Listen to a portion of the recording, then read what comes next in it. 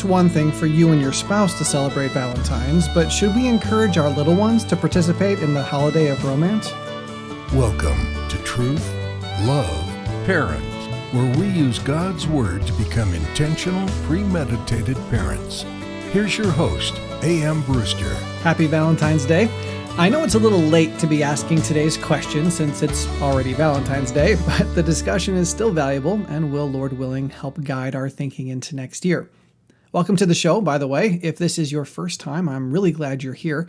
Anna is also new to the show, and she shares these thoughts in her recent Facebook review. She said, I discovered this podcast in early January 2020. I must have heard about it on a Facebook Christian moms group and saved it because there it was in my subscriptions list. This podcast offers such real and scriptural advice. No sugar-coated, worldly platitudes and advice. It is challenging, thought-provoking, idea-generating, and helpful. I recommend you listen to it. Well, thank you for the encouragement, Anna. Team TLP and I do pray that our times together will help you become a more intentional, premeditated, disciple-making ambassador parent. And no, we're really not in the business of sugar-coating anything. Please check out Truth.Love.Parent.com for our other Valentine's Day episodes, as well as the hundreds of other resources available there. You can also join the TLP family, which will get you access to our closed Facebook group, as well as provide you a growing number of resources that you just can't get unless you're part of the TLP family. Lastly, while you're at Truth.Love.Parent.com, check out the TLP store. We offer clothing and art designed to keep God's truth ever before us and our kids. We also have a free email-based parenting course called 25 Days to Becoming a Premeditated Parent.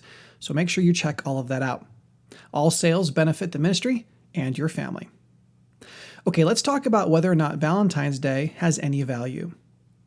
In college, I remember being super down on Valentine's and sweetest days and days like that. They appeared to be nothing more than fake holidays designed by money-grubbing businesses. Of course, I was probably single when I thought that. I'm pretty sure that I participated when I had a girlfriend. And I think we can all appreciate the value of such mini holidays in light of a Christ-honoring marriage. We should take time to celebrate our relationships and our love. It doesn't have to happen on February 14th, and it definitely shouldn't happen only on February 14th, but it needs to happen. Therefore, having an easy-to-remember day to give it some additional emphasis is not a bad idea. But today we're not discussing whether or not you and your spouse should make a big deal out of Valentine's Day. Today we're discussing whether your kids should celebrate it and make a big deal out of it. So let's start by paying attention to, number one, the Valentine detractors. There are many who shy away from having their kids celebrate Valentine's because they're concerned that it's unhealthy to encourage children to focus on things like attraction and romance. All the kiss candies and X's and O's and talk of love and Valentine's seems inappropriate when we think of our children and teens having these discussions with their classmates and friends, many of whom are veritable strangers or people with whom you would not want your children having a relationship. And even if you would encourage a relationship with that person later in life, you definitely wouldn't do it now. So, what's the value? By the way, if you think that people who believe what I just outlined are quote-unquote taking this thing too seriously or going overboard in their concerns, I want to caution you. I believe their concerns are very biblical and justified. I have no desire for my 10-year-old to have romantic thoughts toward anyone right now. And though I think my 13-year-old should be grappling with what it means to be the man that a godly woman would want to marry, he still has a long way to go before it will be appropriate for him to pursue a serious relationship. But despite my grand desires, Valentine's Day has a way of focusing on all the wrong aspects of love. It makes no room for biblical love. It promotes the superficial facets of relationship like attraction and feelings and physical intimacy and doting. From a biblical standpoint, there really is very little value to a young person who is nowhere near being old enough to marry or even close to maturely thinking about beginning the search for a spouse to be distracted by all the temptations that come with inappropriate relationships. And given that our society has been seeing the very worst that comes from the objectification of women and the explosion of ungodly sexuality and the increased focus on the acceptability, quote-unquote, of pedophilia and all the problems we're having with pornography and other forms of sexuality, I'm not surprised that Christian parents are pulling back from the day. But is that the right response? So let's consider, number two, the Valentine's baby. That probably sounds really wrong to you right now, but I'm going to argue today that it's never a good idea to throw the baby out with the bathwater. And there you go. Now you understand why I said the Valentine's baby. We like babies, okay? Babies have value. Yes, it's challenging to take care of a baby. Yes, it's expensive. Yes, it takes a lot of time, but the baby is too important to casually toss out with the dirty water. I believe there is a very important proverbial quote-unquote baby sitting in the dirty water that is Valentine's Day, whom we would be foolish to jettison along with the paper hearts and ridiculous amounts of candy. You see, it's just too easy for us to nonchalantly cast out valuable resources. There are at least 5 reasons why. A, we have a knee-jerk reaction to throw out everything the world creates. Yes, the world system cannot be trusted to purport philosophies that directly glorify God. However, we must not forget about common grace. When we assume that the world is completely incapable of creating something worthwhile, we're ignoring God and His involvement in this world, and that's never a good idea. Even though we are all totally depraved, no one is as bad as they could be because God's restraining hand and common grace enables unbelievers to participate in noble pursuits. If you remember our Teach Your Children to Obey series, then you know that biblical obedience is doing the right thing in the right way for the right reason in the right power. Well, don't forget that unsaved people are fully capable of doing the right thing in the right way. Now, they may not have the right motivation or be empowered by the Holy Spirit to glorify God, but that doesn't negate the fact that what they're doing or what they have created is truly right. Another reason we are prone to throw the baby out with the bathwater is B, we've been so personally affected by the destruction something has caused that we have no patience for any discussion applauding its merits. I understand the feelings associated with this issue. My brother-in-law fell into great sin because of his involvement in secular theater. Because of my own interaction with the alternative rock scene of the 90s and early 2000s, I have very little patience for Christian groups who try to emulate that scene.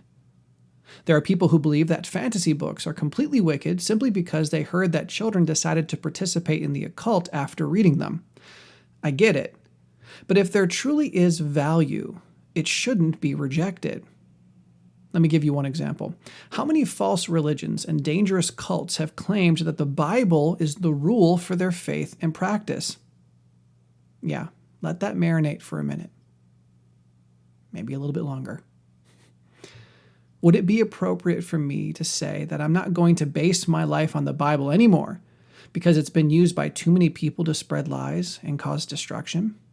No, that would be foolish. So I'm sorry that something terrible may have occurred to someone you love because of the inappropriate romantic emphasis of Valentine's Day, but that doesn't mean it's right to avoid the whole discussion.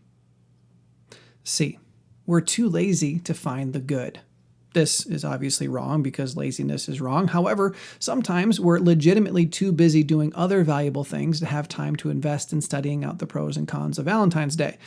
It takes enough time as it is to help my kid make their Valentine's shoebox that I don't have any time left to think about what it all means. Do people still make Valentine's shoeboxes? I don't know. Anyway, that's a legitimate issue that comes with being mortal and finite. We just don't have time to do everything, but that's why we're doing this podcast. So Team TLP and I can put the effort in that your schedule doesn't allow. D, we're too blind to find the good. Let's be honest, no matter how hard we look, sometimes our a priori assumptions or experiences can blind us to legitimate value. And E, once we find the good, or once someone shows it to us, we're too lazy to mine it and to take full advantage of it. Honestly, I think this is probably our biggest issue. Those of you who don't like your children participating in Valentine's Day may be put off by my suggestions for how we can redeem it and make it valuable for our children. It may seem like too much unnecessary work, and you believe it's better simply to ignore it. And those of you who let your kids participate in Valentine's Day because you see nothing wrong with it may also be tempted to be too lazy to realize that there are legitimate dangers that need to be addressed with your kids, and that perhaps you should take a little more time preparing them to think biblically about the holiday. May that not be true of any of us. Intentional, premeditated, disciple-making ambassador parents can't be lazy. The moment we get lazy in our parenting, we're no longer intentional or premeditated. We're no longer making disciples, and we're no longer functioning as ambassadors for Christ. So let's take our remaining minutes to find the baby in the bathwater, draw her out, take the appropriate time with her, and teach our kids how to toss out the worthless, dirty water. Number 3, how to redeem Valentine's Day. I believe Valentine's has a lot going for it, and the problems are avoidable. So let's start with the problems. As I mentioned at the beginning of the show, I believe the worst parts of Valentine's Day are A, the general godlessness of the celebration, and B, the overemphasis on romantic love and relationships. It is wrong to leave God out of any facet of our lives, and it's equally as inappropriate to be encouraging children to think romantically about each other. That will lead to nothing short of temptation and the sin it so easily conceives. But I believe the answer to the second problem is found in the answer to the first problem. When we put God smack in the middle of our lives, where He belongs, He informs our desires and decisions. So when it comes to redeeming Valentine's Day, number 1, make God and His love the central focus of the day and the preparation leading up to it. What better way to celebrate love than by having a biblical understanding of it? Remind your kids that we can love only because God first loved us. Remind them that the 2 greatest commands are that we love God and then love each other.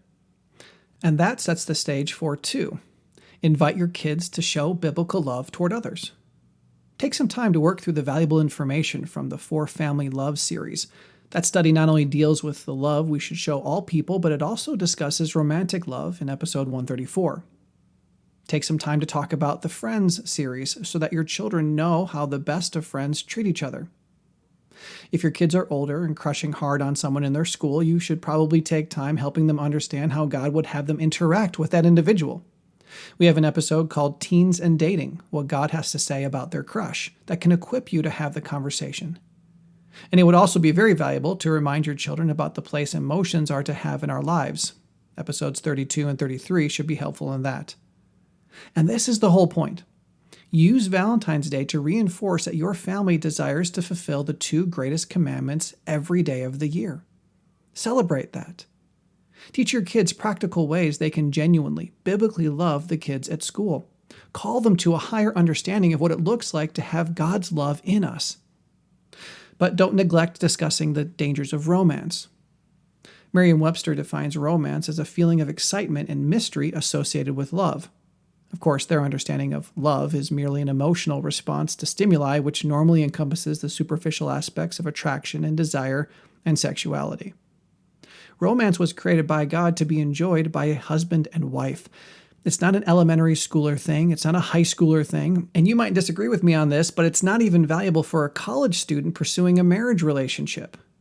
Each of the groups I just mentioned have been commanded by God to love everyone they encounter, but the romantic, physical attraction, which, if we're being honest, deals mostly with sexual attraction, isn't valuable to the relationship in any way. However, once the 2 are married, romance is exciting and amazing and Christ-honoring if done correctly. And it's very important to teach our children, especially in this sex-saturated world, to understand God's design for human sexuality and to patiently wait for their chance to participate in it while they work on the more important aspects of biblically loving God and their neighbor. Should your kid celebrate Valentine's Day? I believe they should. I believe they should be the best examples in their class of what it means to truly love someone.